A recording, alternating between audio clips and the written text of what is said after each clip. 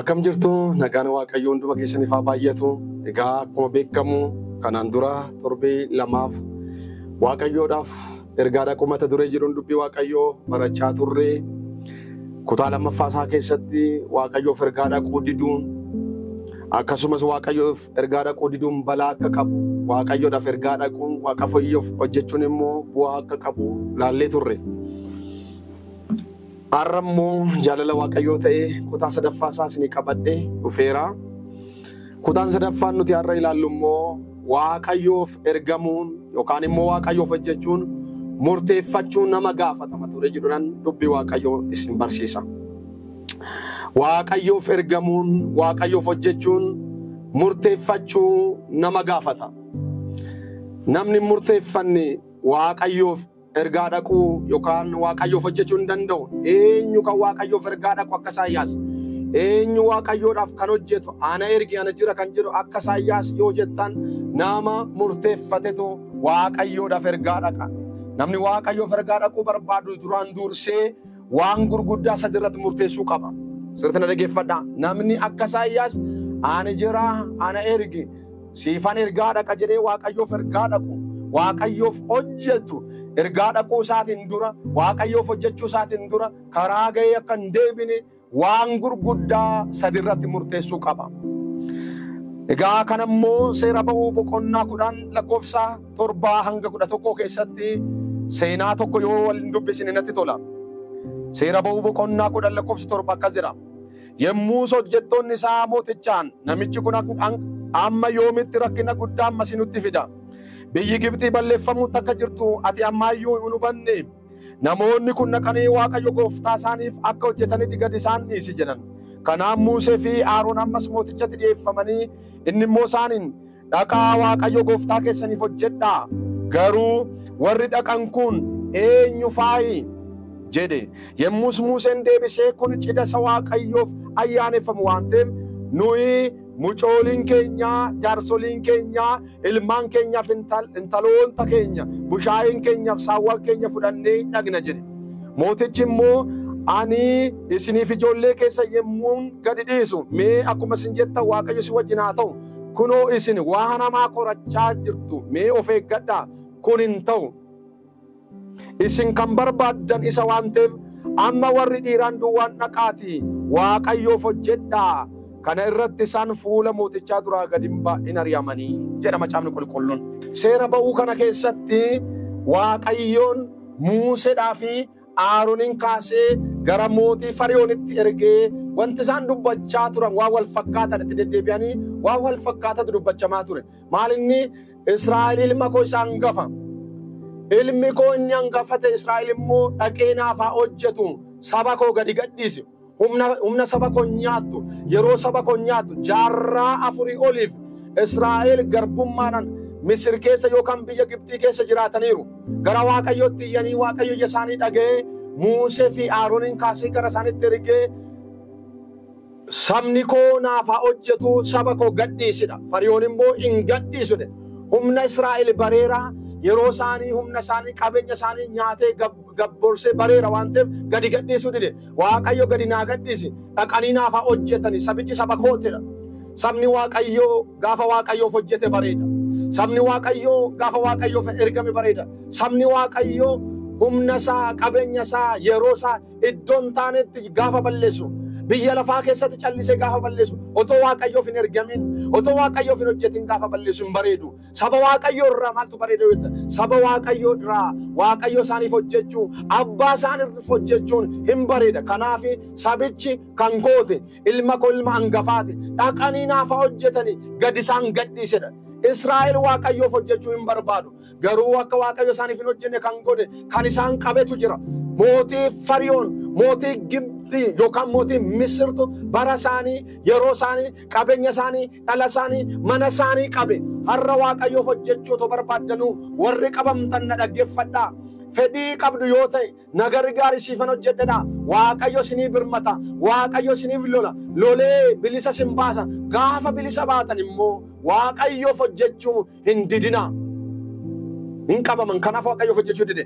Waaqayyotti iyyan iyya isaanii dhagee Waaqayyoon dhufee saba koo gadi gadhiise sabni koo dhaqee naaf hojjetu. Hin dide mootiin Fariyoon dinnaan akkuma isin beektan milikkitaaf dinqii gurguddaadhaan dha'icha gurguddaa 10 fi isaa oliin warra Gibxii sana warra Misir sana hin rukkutedha.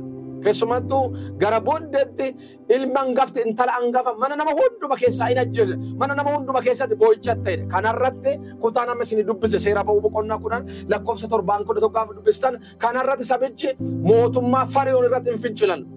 Mootiin kun hamma yoomitti callisee nu laala? Baduutti jirraan balleeffamuutti jirraan bakka hin barbaannu nuuf hojjechuun isaanii nutti haafu humni isaanii nutti haafu yoo jiraanne kan nu fayyadan nu balleeffamuuf jirra waaqni isaanii nu lolaa jira waaqni isaanii nutti dheekkameera waaqni isaanii nu qabeera kanaafuu hin barbaannu gad isaan lakkise dhaqanii waaqa isaaniif haa hojjetan jedha sabicha jedhe. Haa hojjetan jedhan masaraa mootummaa sana dhaqanii hin barbaannu balleeffamaa jirra rukutamaa jirra waaqni isaanii nutti dheekkameera kanaafuu dhaqanii waaqa isaaniif haa hojjetanii gad isaan lakkisii jedha.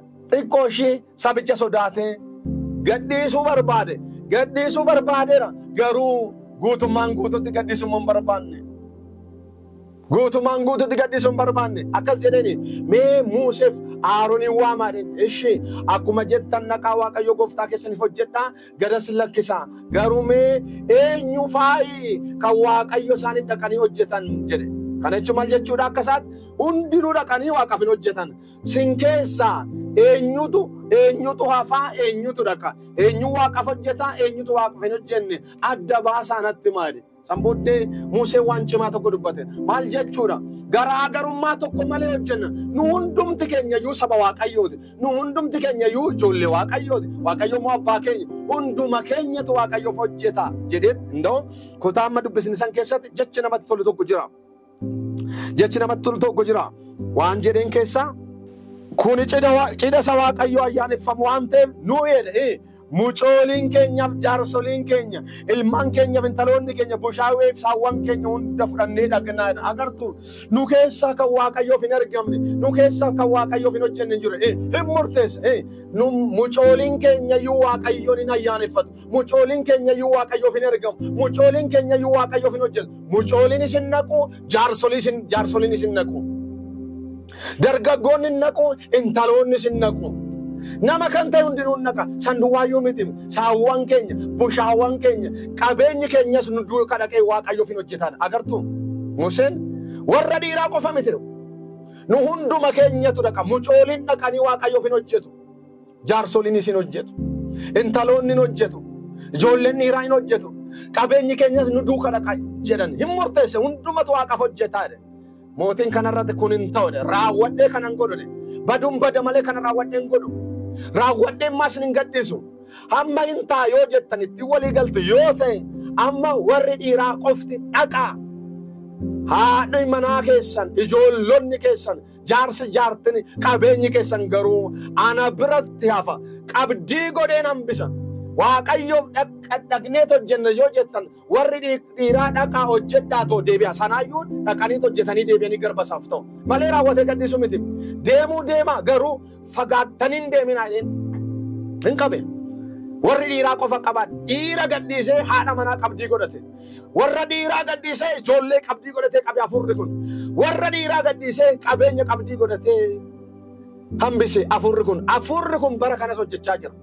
Abbaan manaa Waaqaaf hojjechuu barbaada haati manaa immoo qabamteetti waan baay'inaan haati manaa hojjechuu barbaaddi abbaan manaa immoo qabdii ta'ee Waaqayyoof akkan hojjenne gufuu ta'a ijoolleen Waaqayyoof hojjechuu barbaadu abbaan manaa fi haati manaa immoo qabamaniiru isaan immoo hin didu garuu kun hin ta'u Iyyaasuu maal akka jedhe beektu eenyuuf akka hojjettan adda baasaa beekaa Waaqayyoof hojjechuun gaarii ta'e yoo sitti mul'atu hojjedhaa haamaa ta'e sitti mul'annaan dhiisaa anii fi manni koo garuu Waaqayyoof hin ergamna Waaqayyoof hin hojjennana Waaqayyo akka manaatti akka dhaabbannu barbaada kanaaf Museen hin dide hin ta'u warri dhiiraa qofti hin deemnu hin dide dinnaan ammas irra deebi'ee Waaqayyo dha'ichaan isaan rukute isaan dinnaa Waaqayyo dha'ichaan irra deebi'ee rukunnaan lakkoofsa 24 irratti gadi bu'ee yeroo inni itti walii galu laalta maal godhee 10:24 irratti gaafa buta seera ba'uu irratti akkas jedha Mootichi ergasii Musee waamsisee isin dhaqaa Waaqayyoof hojjedhaa maatiin keessanis si wajjin haa dhaqan garuu bushaayeen keessaniif saawwan keessan asumatti hafan jedhe. Museenis immoo qalma gubatu aarsaa isaa Waaqayyo gooftaa keenya dhiyeessinu ati nuuf kenni kaa horiin keenyas immoo nu wajjin hin naqu kotteen tokkollee hin hafu Waaqayyo gooftaa keenyaaf kan dhiyeessinu isaan keessaa hin fudhannaa amma achi geenyutti immoo yeroo Waaqayyoof hojjennu nuyi wanta isaaf dhiyeessinu hin beeknu murteessuu hin dandeenyu. Agartuu warri dhiiraa dhaqaadhe dura dhiira feeyyamee dubartoota jaarsa jaartiin mucoolii qabeenya qabe hindi de Museen hin ta'u ofirrattis murteesse anis Waaqayyoof nan hojjedha lammaffaa irratti immoo maal godhe maatii isaa irratti murteesse haati manaa koos na duuka hojjetti abbaan manaa koo na duuka hojjeta ijoolleen koos na duuka hojjetu abbaa faati koo na duuka hojjetu firoonni koo na duuka hojjetu sabni Israa'el hundi nu hojjeta qabeenyi keenya nu duuka hojjeta akkas yoo ta'e hin barbaannu kana taanaan dha'icha Waaqayyo sitti fidu hin dandeessade hin dide booddee gaafa rukutamu immoo lammaffaa irratti maal godhe hin fooyyesse bakka mee akkuma jettan nama kan taatan hundinuu isin dhaqa maatuma keessa wajji Waaqayyoof hojjedhaa garuu immoo qabeenyi keessan ana biratti hafan amma immoo gartaa dura abbaa manaa gadhiisee haadha manaa ijoollee warra kaan qabdii godhee hambise amma immoo gaafa Museen didu gaafa dha'ichi Waaqayyo jabaatu immoo nama gadhiisee qabeenya hambifate nama harka qullaa dhaqaadhe harka qullaa dhaqa Waaqaaf hojjedhaadhe qabeenya garuu hin qabu. Harka qullaa immoo bara Israa'el jiraasan keessatti koo harki irra caalu aarsatu Waaqaaf dhiyaatama. Wanta aarsaa ta'u jalaa qabeeti isaan gaddise. Kunis tajaajilli isaanii guutuun ta'u. Qabeenya isaanii barbaacha of duuka deebi'u. Haadha manaa isaa barbaacha ijoollee isaa barbaacha garaa hiramaadhaan fuula Waaqayyootti dhiyaatu. Garaa hiramaadhaan Waaqayyo duuka deemu. Sababni isaa namni haadha manaa dhiisee bahe, namni ijoollee isaa dhiisee bahe, namni qabeenya isaa gatee bahe gaaf tokko deebi'ee haadha manaa isaa ijoollee isaa qabeenya isaa yaadachuun hin oolu dudduubatti deebi'uun hin oolu waan ta'eef kana waan beekuuf kana godhe Museen garuu hin dide kotteen takkittiin iyyuu hin haftu qabeenya keenya duuka hin deemu achi keessaa Waaqa faarsaa dhiyeessinaa isa kam akka dhiyeessinu immoo achi geenye isa Waaqayyo nuun jedhe goona malee asirra teenyee murteessuu hin dandeenyu.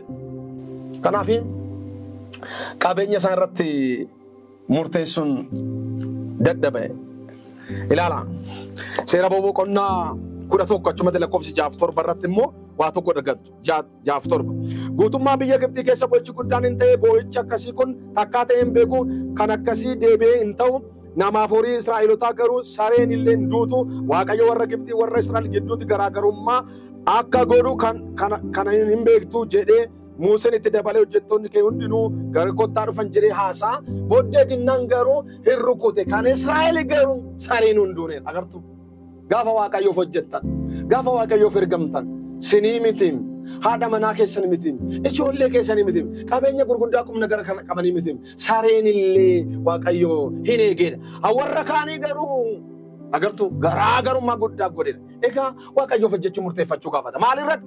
Ofirratti murteessu. Lammaffaa mana yookaan maatii keenya irratti murteessu. Sadaffaa qabeenya keenya irratti murteessuun baay'ee barbaachisaadha. Qabeenya keenyan wangeela tajaajiluu baruu qabna. Sirriitti na hubadhaa. Qabeenya keessaniin Waaqayyoof hojjechuu baraa. Qabeenya keessaniin Waaqayyoo tajaajiluu baraa.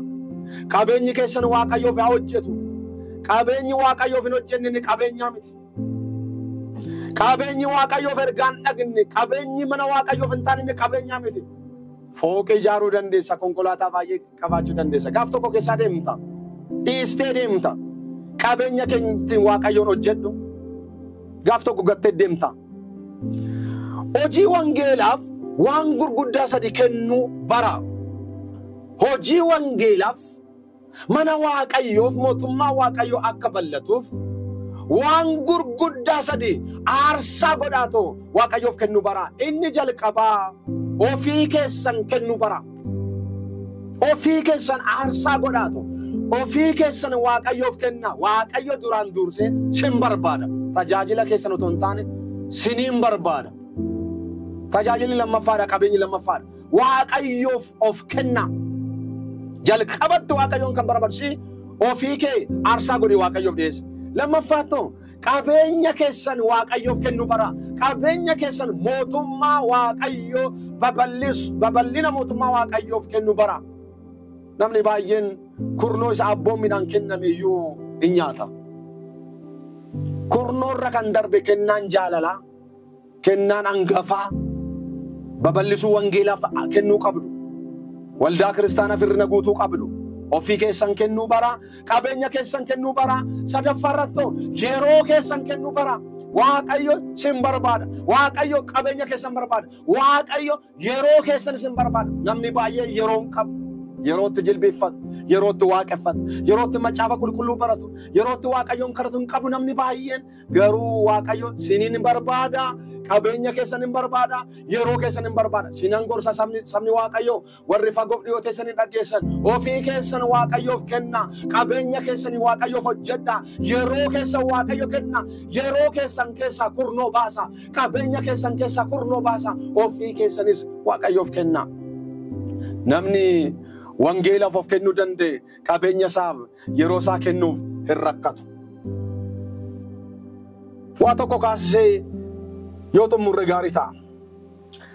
Phexros hojii wangeelaa xiqqoo akka ilaalu nan barbaada. Phexros waan amma haasa'e sadan kana hin guuta. Phexros of kenneera. Phexros qabeenya isaa kenneera. Phexros yeroo isaa kenneera. Phexros hojii wangeelaa Waaqayyo akka Phexros hojii wangeelaaf ta'e kana akka Phexros hojii wangeelaaf daandii akka taatan hin barbaada. Mee halaallu Phexros wangeela waan baay'ee kenneera, waan baay'ee dhiiseera. Phexros bidiruusaa Kiristoosiif hojii wangeelaaf ergiseera. Yaadattu miti?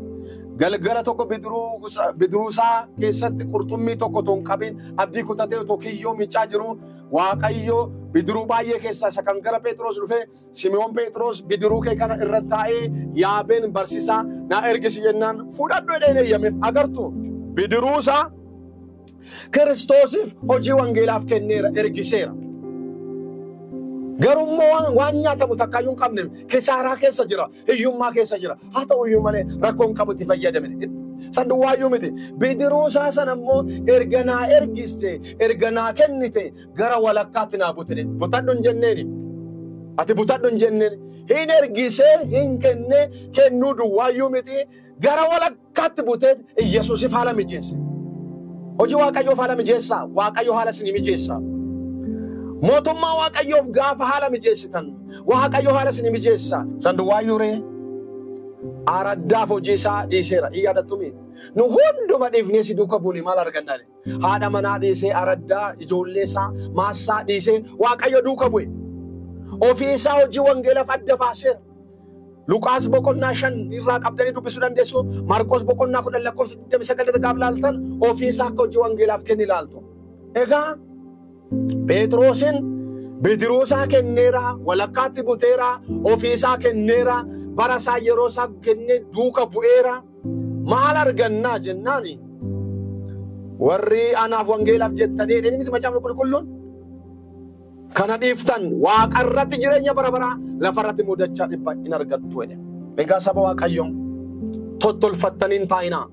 Kanaan ergaa koo xumuruu barbaada. Tottolfattanii hin taa'inaa. Ooyifattanii hin taa'inaa.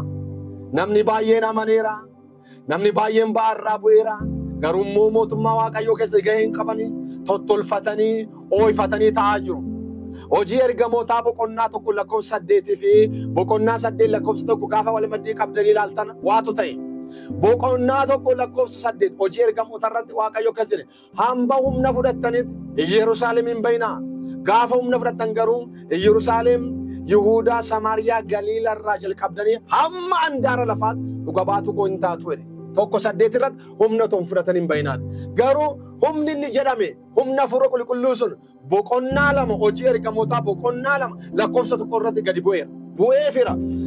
Humna Hafuura Qulqulluu isa jedhame sana isa murteessaa ta'e hojii Waaqayyoo keessatti murteessan humna fudhachuudha. Isa murteessaa ta'e sana fudhataniiru boqonnaa 2 irratti. Boqonnaa 2 irratti Yerusaalem, boqonnaa 3 4 5 6 7 achuma taa'u. Ooyifatanii tottolfatanii achumatti wal ooyisanii achumatti faarfachaa lallabaa oolu. Gadi ba'uu hin dandeenye. Unkaan andaara lafaa deemu miti. Galiilatti gad hin baane, Yihuudatti gad hin baane, Samaariyaatti gad hin baane. Waaqayyo garuu hamma andaara lafaatti isaan ergeeyyo. Boqonnaa 8 irratti garuu Waaqayyo eegee dadhabnaan ari'atama guddaa tokkotti kaase. Ari'atama boqonnaa 8 irratti keessan keessa arga Waaqayyoo jira. Sababni isaa isaan gadi ba'uu didan. Boqonnaa 8 lakkoofsa 1 qabnee gaaf dubbisa. Ari'atama gurguddaatu ga'e biyya adda addaatti faca'anii bakkatti baqatanii faca'anii jiraatan sanatti mootummaa Waaqayyoo hin lallabanii waldoonni baay'een dhaabbatanidha. Ergama guddaa Waaqayyo nutti kenne ba'uu dhiifnee tottolfannee ho'ifannee mana keenya keessa taa'uun lafa hojii keenya keessa taa'uun waldaa keessa taa'uun cubbuudha. Nu garuu amma tottolfannee waldaa keessa taa'aa jirra. Waldaa bareedaa keessa taa'aa jirra. Meeshaawwan garaagaraa keessa taa'aa jirra. Marfamnee waldaan nu xoo'eera, manni nu xoo'eera. San gidduu teenya ho'ifannee teessoo bareedaa irra teenya qonnaa keessa teenya ho'ifannee of qabaa jirra. Of qabuun of harkisuun duuba jechuun taakkachuun maddii deemuun qarqara deemuun gaarii miti. Nuti dhuga baatota hamma andaara lafaatti Waaqayyoodhaaf ergamuudhaan waamamneedha. Nu biyya takkaaf hin waamamne. Saba Oromoo qofaaf hin waamamne. Sabni biraas nu eega. Biyya Itoophiyaa qofaaf hin waamamne. Biyyi biraas nu eega. Kanaafuu akka biyyi biraa nu eegaa jiru, akka sabni biraa nu eegaa jiru beeknee dafnee hojii Waaqayyoo hojjechuu qabna malee tottolfannee ho'ifannee callisnee taa'uun kun cubbuudha. Ergaa addunyaa maraaf ta'uu fi ergaa afaanota hundumaan hiikamee dubbatamuu qabutu nutti kenname. Ergaan nutti kenname ergaa biyya hundaaf ta'u. Ergaan nutti kenname ergaa saba hundumaaf ta'u. Ergaan nutti kenname ergaa afaanota garaagaraan hiikamee dubbatamuudha waan ta'eef ergaa guddaa kana baannee ho'ifannee tottolfannee taa'uun cubbuudha. Kanaafuu Waaqayyoof ergamuun Waaqayyoof hojjechuun murteeffachuu gaafata. Ofirratti manarratti qabeenya keenya irratti murteeffachuu nu barbaachisa. Dubbii dhageenya kanaan akka jiraannu Gooftaan nu haa gargaaru. Ergaawwan nu bira ga'e kana warra kaan bira qaqqabsuudhaaf sheeriif sabiskiraab gochuudhaan waldaa kana cinaa dhaabbadhaa. Gooftaan sinaa eebbisu. Mee Waaqayyoon kadhannee xumurra. Yaa Waaqayyo abbaa keenya waan nutti dubbatteef waan nu barsiisteef si haa galatu. Murteeffadhaa jette ofirratti mana keenya irratti qabeenya keenya murteeffachuu akka dandeenyu. Qabeenya keenyaan ofii keenya kennuudhaan qabeenya keenya kennuudhaan yeroo keenya kennuudhaan si duuka buunee akkasiif ergamnu ati nu gargaar. Warra tottolfatanii ho'ifatan nu taasisin. Warra ho'ifatanii tottolfatanii callisanii ofii isaaniif jiraatan warra mootummaa kee keessa gahee hin qabne nu taasisin. Akka Phexros hunduma deemnee si duuka akka buunu ati nu gargaar. Galanni ulfinni siif haa ta'u. Maqaa Gooftaa keenya Yesuusiin. Ameen. Gooftaan sinaa eebbisu eebbifamaa.